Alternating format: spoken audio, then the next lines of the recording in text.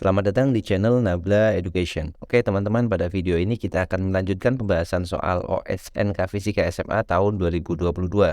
Video ini merupakan video bagian yang ke-14 ya. Untuk bagian-bagian sebelumnya nanti linknya saya sertakan di deskripsi. Oke, seperti biasa sebelum kita mulai membahas soal ini, teman-teman yang ingin mencoba mengerjakan soal ini silahkan di pause videonya, lalu teman-teman coba kerjakan dahulu. Nanti hasilnya kita koreksi bersama dalam pembahasan video ini. Oke, jika sudah mencoba, mari kita lihat soalnya. Sebuah mobil bermasa M 1200 kg tengah melintas di sebuah belokan jalan mendatar dengan jari-jari R 35 meter. Anggap pusat massa mobil berada di lintasan belokan ini jika jarak antara kedua poros ban kiri dan kanan adalah 2,3 meter. Disimbolkan dengan A ya di sini. A-nya adalah 2,3 meter, yaitu jarak antara poros ban kanan dan ban kiri, dan pusat massa mobil berada di ketinggian 80 cm di atas tanah. Maka laju maksimum yang dapat ditempuh mobil di belokan tersebut adalah titik-titik meter per second. Oke, jadi untuk mempermudah pemahaman tentang soal ini, saya sudah menyiapkan gambar. Jadi gambarnya seperti ini ya. Kita bisa analisis melalui gambar ini, teman-teman.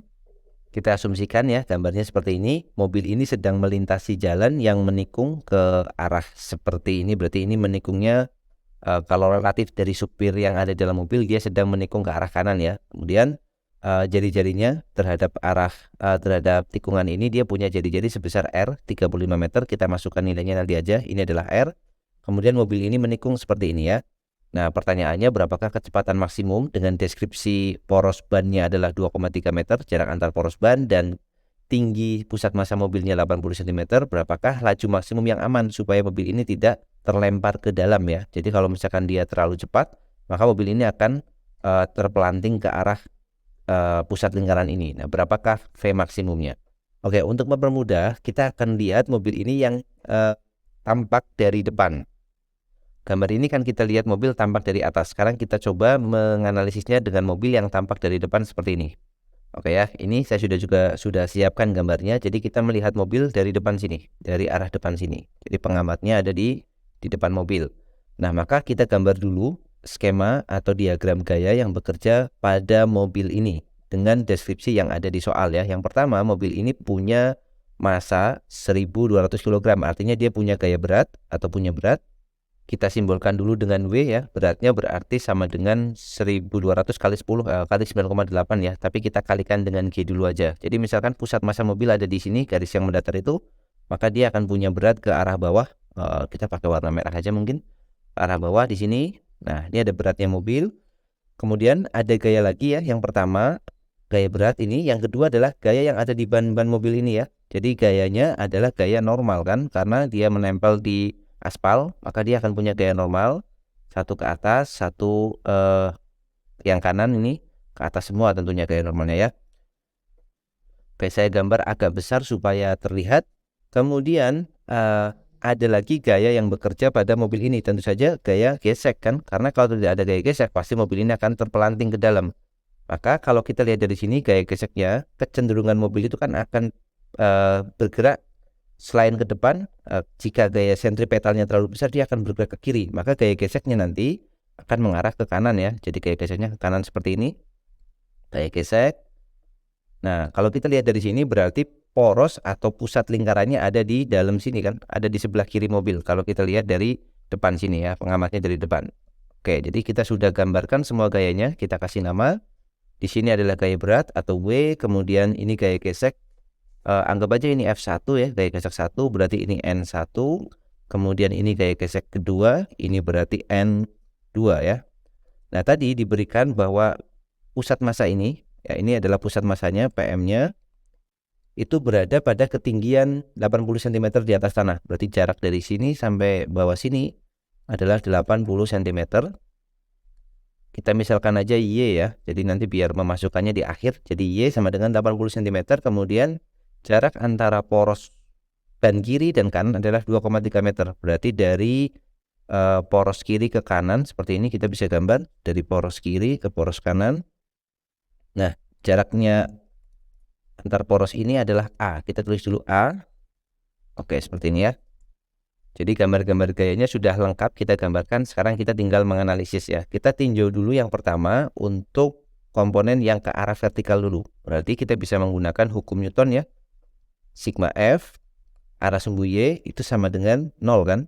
Kenapa 0? Ya mobil ini kan tidak mungkin terbang dan tidak mungkin masuk ke dalam tanah, maka komponen gaya-gaya yang arah vertikal itu harus sama dengan 0. Maka di sini kita punya N1 plus N2 itu sama dengan mg ya, atau W dulu, W-nya nanti sama dengan mg. Kita gantikan sekalian aja, W-nya sama dengan mg, berarti N1 plus N2 itu sama dengan M dikali dengan G. Ini kita buat jadi persamaan yang pertama. Selanjutnya kita lihat komponen dari sumbu horizontalnya ya. Jadi ini sumbu vertikal sudah, sigma Fy sama dengan 0. Sekarang sumbu horizontal ya. Jadi horizontal itu berarti yang X. Maka kita bisa melihat sigma Fx-nya juga harus sama dengan 0 ya. Untuk kondisi maksimumnya atau kondisi idealnya adalah mobil ini kan tetap berada di lintasan kan.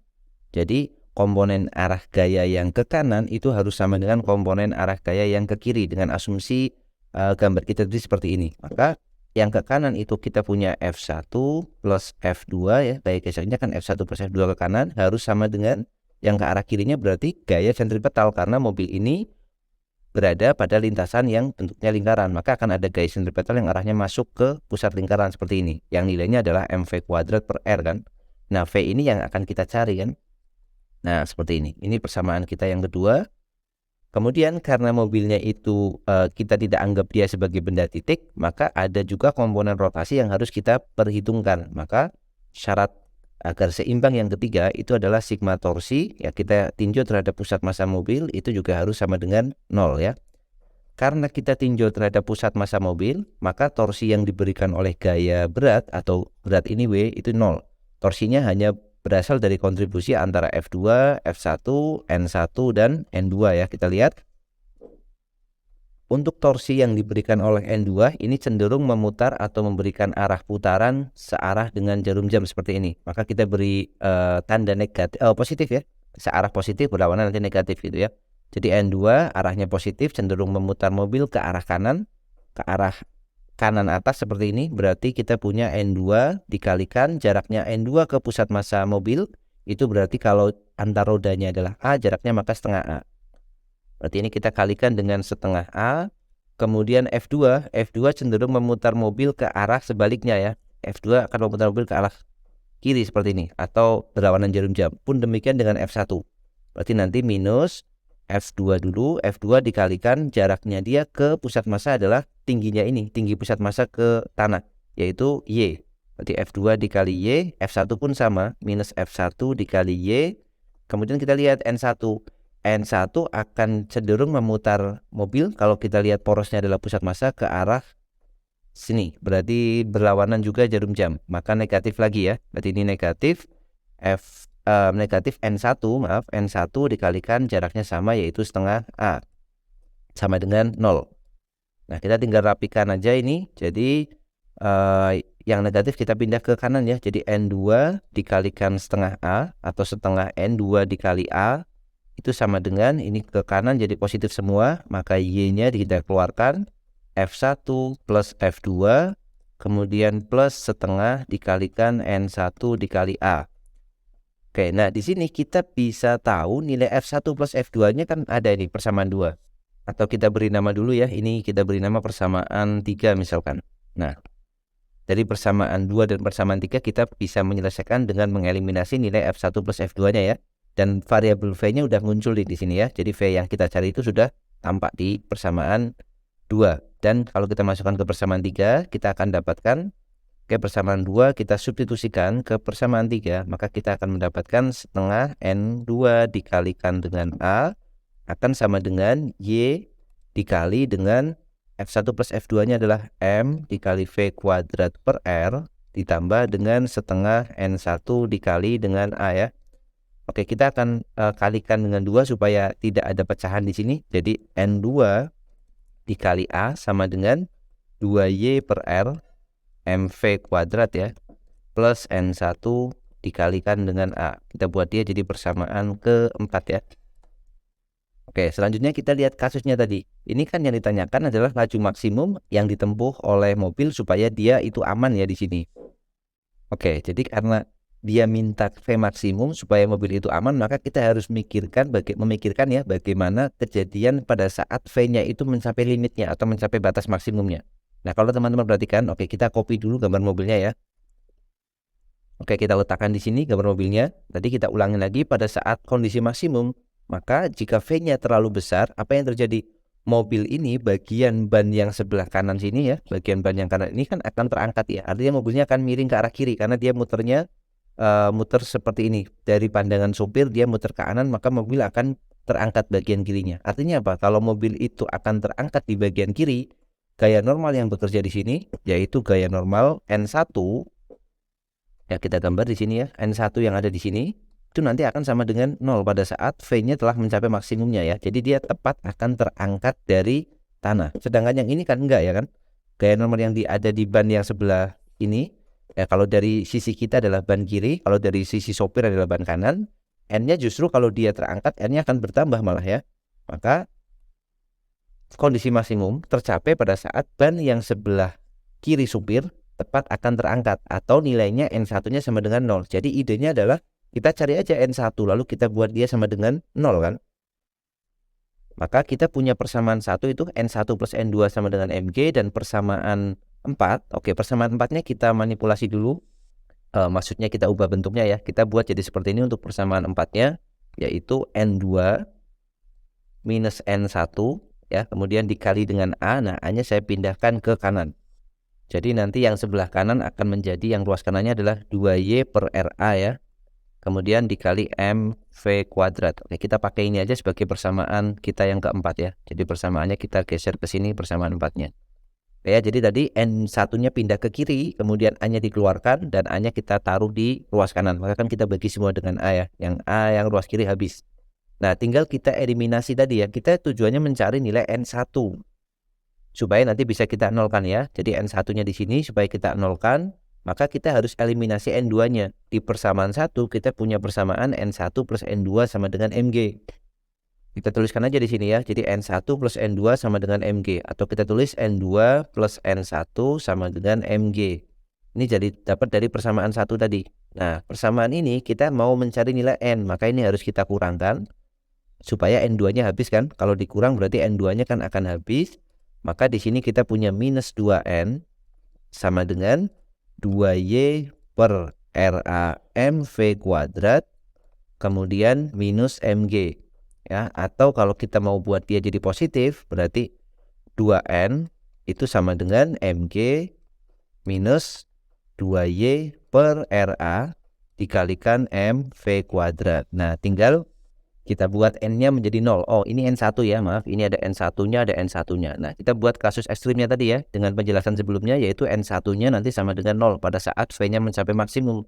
Berarti kita akan dapatkan yang ruas kiri itu 0 sama dengan MG minus 2Y per RA dikalikan dengan MV kuadrat. Kita bisa dapat ini V-nya adalah V maksimumnya. Berarti kalau kita pindah yang ada komponen V ke kanan, berarti ke kiri ya, maaf. Jadi M V max kuadrat dikalikan 2Y per RA, maaf, ketinggalan ini, sama dengan MG. Dibagi M semua, maka M-nya akan habis, sehingga akan menyisakan nilai V max-nya, yaitu warna hitam aja ya. Jadi V max kuadratnya akan sama dengan V max kuadrat sama dengan G dikali R dikali A dibagi dengan 2Y ya, bagi dengan 2Y. Nah, sudah. Atau kita bisa dapatkan nilai V max-nya sama dengan akar dikalikan akar dari G dikali R dikali A dibagi dengan 2 kali Y. Nah, tinggal kita masukkan nilai-nilai yang diberikan oleh soal tadi ya. Jadi ini akan sama dengan akar G-nya pakai 9,8 dikalikan dengan R-nya tadi berapa? R-nya adalah 35 meter, kemudian A-nya 2,3 meter, jadi R-nya adalah 35 meter, kemudian A-nya 2,3 meter, dibagi dengan 2 kali Y-nya tadi 80 cm, jadi 0,8. Nah, ini tinggal teman-teman pakai kalkulator aja ya, dipencet kalkulatornya, maka kita akan mendapatkan nilai dari V max yang diizinkan supaya mobil itu tidak terpelanting ya, artinya mobil itu aman di jalur tikungan tersebut. Ya, seperti itu ya pembahasan untuk soal kali ini. Semoga video ini bermanfaat bagi teman-teman dan bisa menambah lagi wawasan mengenai soal-soal yang berkaitan dengan OSN fisika khususnya untuk jenjang kabupaten. Oke, sekian untuk video kali ini. Kita jumpa lagi di video selanjutnya.